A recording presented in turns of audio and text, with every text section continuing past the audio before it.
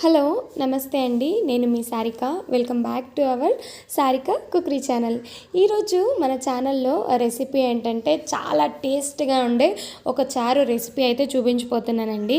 ఇంట్లో ఏ కూరగాయలు లేనప్పుడు ఇలా ఒకసారి 10 నిమిషాల్లో ఈ చారు చేసి చూడండి. చాలా అంటే చాలా బాగుంటుంది.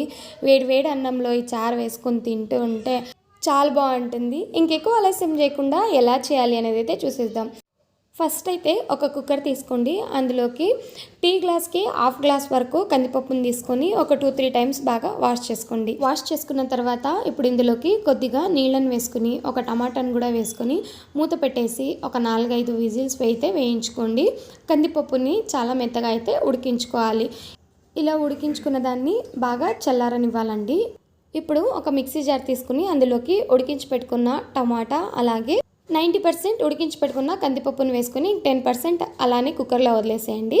ఇప్పుడు అదే మిక్సీ జార్లోకి ఒక 4-5 పచ్చిమిర్చి అలాగే కొద్దిగా కారం, ధనియాలు, జీలకర్ర అలాగే ఒక 5-6 వెల్లుల్లి రెబ్బలు, కొత్తిమీర అలాగే ఒక 2-3 టేబుల్ స్పూన్ల దాకా పచ్చి కొబ్బరిని యాడ్ చేసుకొని నీళ్ళని వేసుకుని ఇలా మెత్తగా అయితే గ్రైండ్ చేసుకోవాలి. ఇప్పుడు ఇంకొంచెం కందిపప్పు వదిలేసాం కదా కుక్కర్లోనే. ఇప్పుడు అదే కుక్కర్లోకి మనం గ్రైండ్ చేసి పెట్టుకున్న ఈ మసాలానంతా అందులోకి వేసుకొని ఒక 1/2 లీటర్ దాకా అయితే నీళ్ళని యాడ్ చేసుకొని ఇలా గరిటెతో ఉండలు లేకున్నట్టు అయితే బాగా కలుపుకోవాలి. ఇప్పుడు స్టవ్ మీద ఒక బాండ్లీ పెట్టుకుని అందులోకి 2 టేబుల్ స్పూన్ల ఆయిల్ వేసుకోండి. ఆయిల్ వేడైన తర్వాత ఆవాలు, పచ్చిశనగపప్పు, మినపప్పు, జీలకర్ర వీటన్నిటిని వేసుకుని 1 నిమిషం పాటు అయితే ఇలా వేయించుకోండి.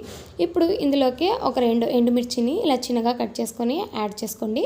అలాగే కరివేపాకు, ఒక 5-6 వెల్లుల్లి రెబ్బల్ని కూడా యాడ్ చేసుకొని వీటిని కూడాను 1 నిమిషం పాటు ఫ్రై చేసుకోండి.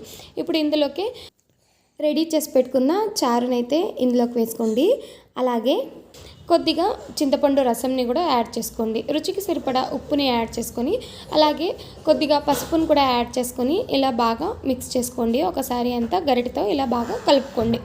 ఇలా బాగా కలుపుకున్న తర్వాత కావాలంటే టేస్ట్ చూడండి. ఉప్పు కారం సరిపోకపోతే యాడ్ చేసుకోండి.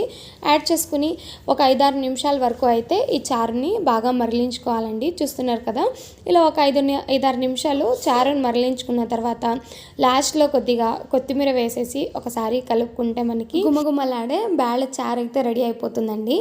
మా సైడ్ అయితే మేము దీన్ని బ్యాళ్ళ చారు అనే పిలుస్తాము. అంతేనండి, చాలా ఈజీగా 10 నిమిషాల్లో ఇలా బ్యాళ్ళ చారుని ట్రై చేసి చూడండి. చాలా అంటే చాలా బాగుంటుంది. మీకు ఈ వీడియో నచ్చినట్టయితే ప్లీజ్ లైక్, షేర్, సబ్స్క్రైబ్ చేసుకోండి. Thank you.